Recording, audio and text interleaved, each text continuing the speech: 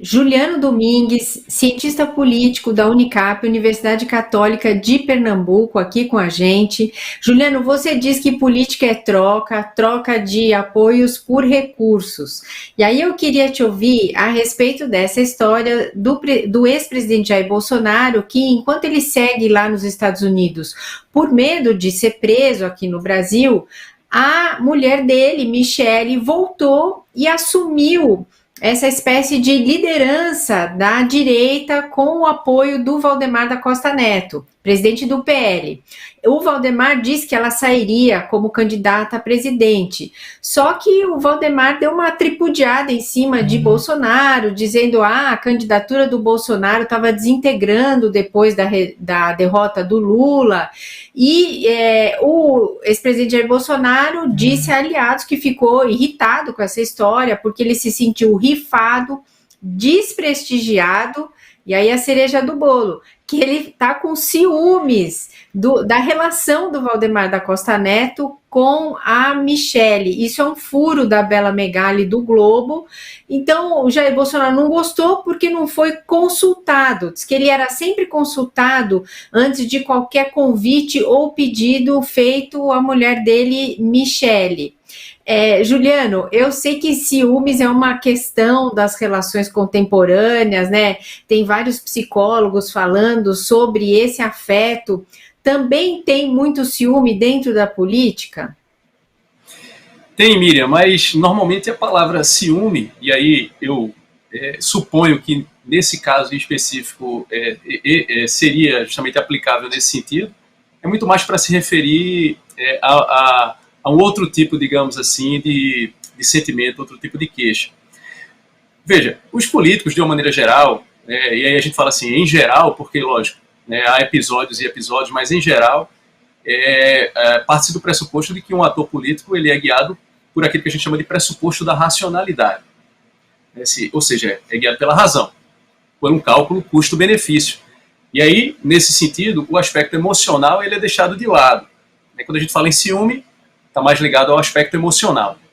Então, a ideia de ciúme, nesse sentido, seria talvez um recurso comunicacional, para que o público em geral compreenda um desconforto e também para sugerir de que houve uma traição, ou que está em curso aí um processo de traição, e assim fazer com que os apoiadores do presidente Jair Bolsonaro se voltem contra Valdemar da Costa Neto, ou então que o Valdemar da Costa Neto perceba um aumento do custo de se afastar de Bolsonaro, e assim então ele recue, diga, tome alguma atitude ou dê alguma declaração dizendo, não, presidente, não é bem assim, eu estou com o senhor e tal. Mas o que a gente observa, no final das contas, e aí sobretudo quando vem de uma figura como Valdemar da Costa Neto, que é um profissional, como poucos, digamos assim, exatamente, sem fazer juízo de valor, se perguntar qual é o juízo de valor que eu faço dele, eu posso dizer que digamos assim, não muito republicano o tipo de comportamento, mas é inegável que se trata nesse ambiente, de um jogador que é muito habilidoso, não é? Então, quando se trata justamente de um comportamento vindo de uma figura do nível de Valdemar da Costa Neto, ou seja, um jogador habilidoso na disputa política, significa que há aí, então, se evidenciou dessa maneira, ou seja, ele foi capaz de verbalizar isso publicamente, significa aí que há um desprestígio, na verdade, em termos de capital político do presidente Jair Bolsonaro. Ele acabou de deixar a presidência da República, por pouco não foi reeleito, então ele detém um capital político importante. Ao mesmo tempo em que ele detém esse capital político importante, se observa uma espécie de depreciação desse capital. Quando ele vai para os Estados Unidos antes da virada de ano, quando se especula sobre a permanência dele lá e o risco dele sofrer consequências jurídicas não estando lá. Então, a gente observa aí uma perda, digamos, desse capital político. A perda de capital político, e voltando para o início da minha observação, a perda de capital político é entendido para um ator racional, como Valdemar da Costa Neto, mas não somente ele, como tantos outros, como um incentivo a se afastar desse indivíduo, ou pelo menos indicar um afastamento. E aí, nesse meio tempo, a Michele Bolsonaro circula no Senado para fazer campanha para o Rogério Marinho.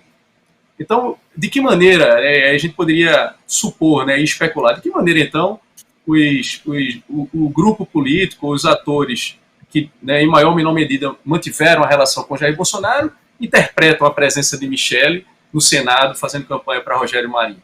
Então, isso mexe com o capital político, ou pelo menos reflete um certo abalo do capital político do presidente Jair Bolsonaro, a partir do momento em que o nome de Michele já é colocado como uma espécie de pré-candidata à presidência da República por Valdemar da Costa Neto, e assim, então, né, medir, aferir um pouco a temperatura desse ambiente. E aí, na sequência, o presidente Jair Bolsonaro passa um recibo de incômodo, que aí confirma o desprestígio. Né? Eu acho que, nesse sentido, teria sido melhor se ele tivesse ficado em silêncio, né? Porque quando ele se manifesta nesse sentido, me parece ele reforça e reconhece o seu desprestígio, pelo menos nesse episódio em específico.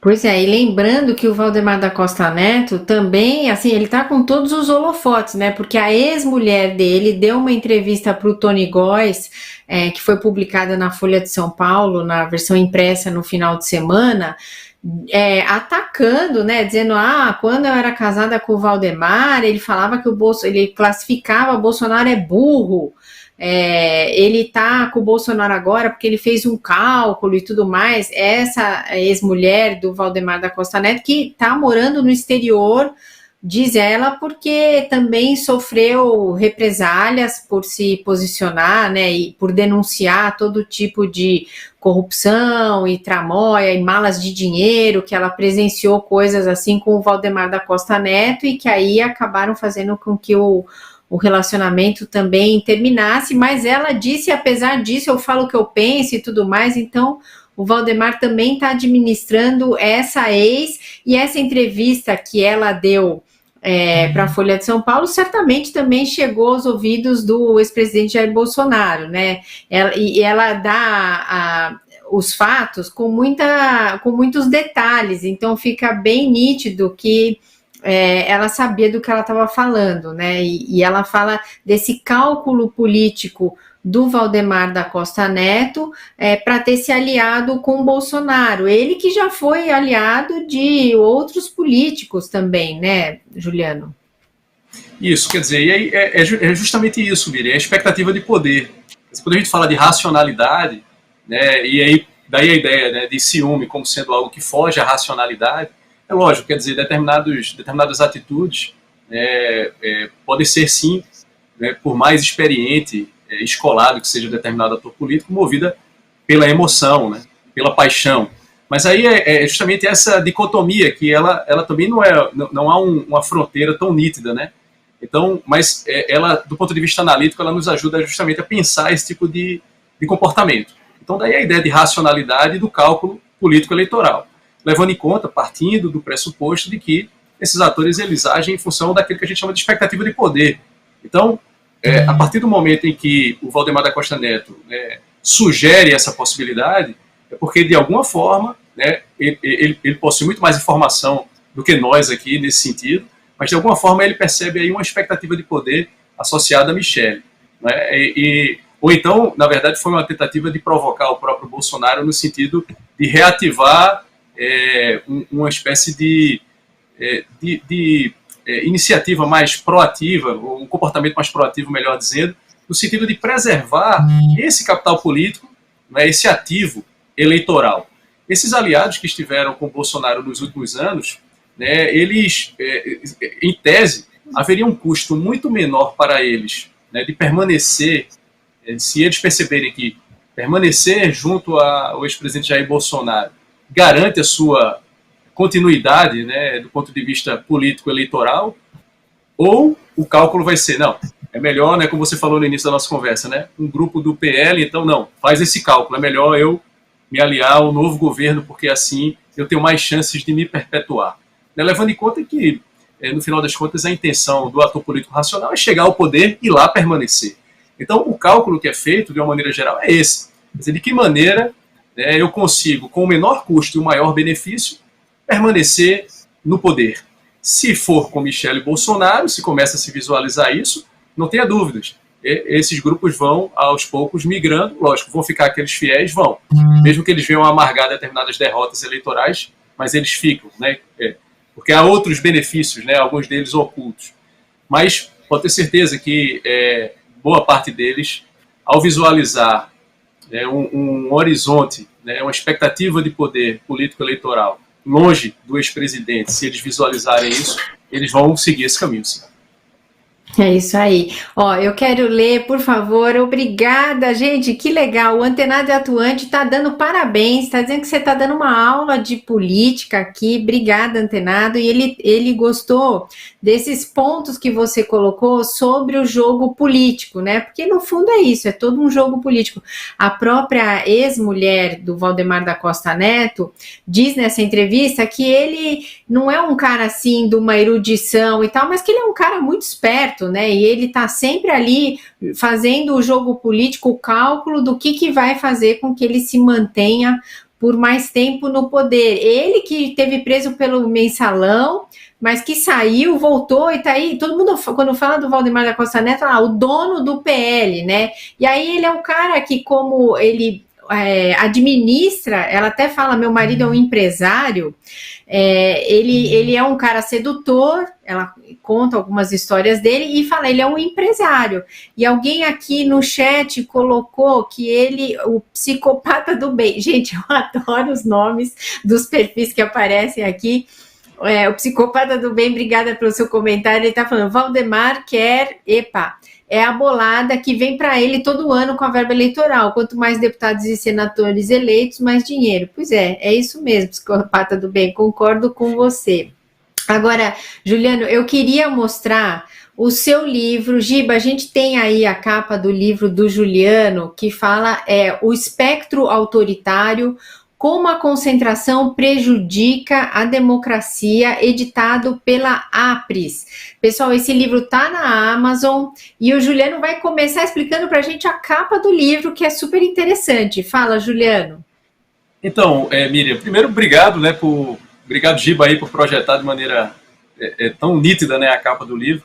Então, a capa do livro traz na parte superior o Colobar, né, quem acompanha a radiodifusão e principalmente quem é da minha geração conhece bem o que é o Colobar. É uma referência justamente à radiodifusão, né? E o espectro, no título, quer dizer, o espectro autoritário, faz justamente referência ao espectro eletromagnético, ou seja, por onde são difundidas as ondas de rádio e TV, e também espectro enquanto algo que ronda, né? Um fantasma que ronda a democracia. A ideia de espectro autoritário, Miriam, e o livro é reflexo justamente das pesquisas que eu tenho feito nos últimos anos. Ele apresenta o resultado de parte dessa pesquisa, trata justamente sobre essa relação entre sistemas de mídia, né, e contexto político. E o que a gente observa, o que a ciência política, nessa interface com a comunicação, já apresenta evidências aí, a teoria política contemporânea também, é que quanto mais democrático um país, mais diversificado e plural tende a ser o seu sistema de mídia. Então, não por acaso, países que ocupam as primeiras posições nos rankings de democracia, né, normalmente é a Noruega, Dinamarca, Finlândia, Suécia, normalmente esses países possuem um sistema de mídia que favorece a diversidade de fontes de informação. E aí, então, a gente faz uma análise sobre o caso brasileiro, a gente faz uma análise comparada nesse caso específico, né, tem uma discussão sobre essa relação entre mídia e democracia. Depois tem a parte empírica, né, feita a partir da coleta e análise de dados, em que a gente faz uma análise comparada entre Brasil e Argentina, e aí a gente aponta, do ponto de vista da radiodifusão, qual é a situação, digamos assim, desse sistema de mídia. E aí a gente recorre a técnicas de mensuração muito utilizadas na microeconomia, que são técnicas de mensuração de concentração de mercado, e aplica elas aos números que a gente tem no caso do Brasil e da Argentina. E aí os números indicam justamente uma alta concentração, né? A gente tem uma concentração incompatível com democracias, tanto no caso do Brasil como no caso da Argentina, mas especialmente no caso do Brasil. Isso já há outras evidências, né? Eu não sou o primeiro a falar sobre isso, mas nesse livro a gente traz dados e apresenta um determinado tipo de desenho de pesquisa que é em grande medida original, para justamente indicar que, no caso do Brasil, nós possuímos um sistema de mídia incompatível com democracias. e que foi construído ao longo dos anos. Então ele não surge por acaso, não é? Ele é fruto justamente de um processo que foi reforçado ao longo dos anos de regulação favorável a essa concentração. Muitas pessoas dizem que falta regulação de mídia no Brasil. Não é que falta regulação de mídia no Brasil, e a gente recorre justamente à teoria econômica da regulação para chegar a essa conclusão. A gente tem sim regulação de mídia, a gente tem muitas regras que regulam a mídia do Brasil, mas a gente tem a manifestação daquilo que está previsto do ponto de vista teórico e que acontece aqui no Brasil, que é o processo continuado ao longo do tempo de regulação favorável. É aquilo que a gente está falando aqui. Então, determinados grupos se organizam, pressionam o governo em busca de legislação favorável. Então, a gente observa isso no caso da radiodifusão brasileira, e esse nosso cenário, né, super concentrado é reflexo justamente disso que a gente estava conversando aqui, dessa troca, né, de poder por recursos. Então, historicamente, o que a gente observa no Brasil é isso. Isso é muito ruim, Miriam, para a democracia, porque isso mina algo que é fundamental em democracias, que é justamente o que a gente chama dessa cadeia democrática, ou seja, dessa corrente. Né? A gente parte do princípio de que, em democracias, o cidadão, a cidadã, ela deve estar livre para tomar suas decisões. E quanto mais informado esse indivíduo estiver, mais livre ele estará para tomar aquela melhor decisão que ele julga de acordo com o seu sistema de crenças e valores. Então, quanto maior a diversidade de fontes de informação, em tese, melhor para esse cidadão numa democracia. Não por acaso, em governos autoritários, uma das primeiras iniciativas de governos autoritários ou de viés autoritário é controlar essa diversidade de fontes. Isso acontece também em países democráticos, em que essa diversidade de fontes é controlada através de processos regulatórios, né, de distribuição de recursos, no caso do mercado, ou então de concentração de propriedade. A gente observa que, do ponto de vista formal, se trata de uma democracia, mas a mídia tem padrões, né, do ponto de vista da concentração de mercado, que são típicas de governos autoritários. Então, isso fragiliza o processo de tomada de decisão do cidadão. Se quanto mais bem informado eu estiver, melhor, mais bem alimentado eu estarei do ponto de vista informacional para tomar minhas decisões, se a gente tem um sistema de mídia concentrado, então haverá um déficit de informação para que eu tome a melhor decisão. Então há uma chance maior de ser induzido ao erro, digamos assim.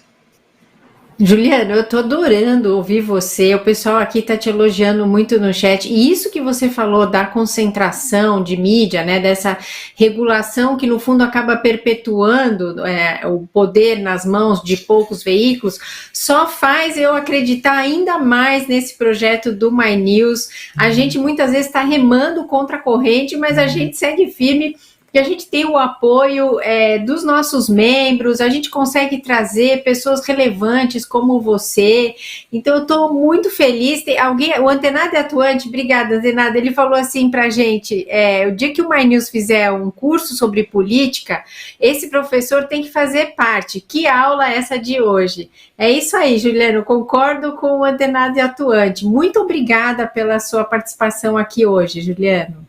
Eu que agradeço, Miriam, sou um entusiasta, né, do My News, você sabe disso, Sara sabe, e é isso, quer dizer, e a gente imagina que na internet há uma diversidade maior, né, mas já também há várias evidências, estudos sérios que mostram que, na verdade, é um mito da democratização da comunicação na internet, né, que na verdade, antes da popularização dessa ideia dos algoritmos guiando, né, manipulando as nossas preferências, já havia, sim, uma hiperconcentração em determinadas fontes de informação, cujo conteúdo é replicado, né, pela internet, mas a fonte vem basicamente das mesmas empresas.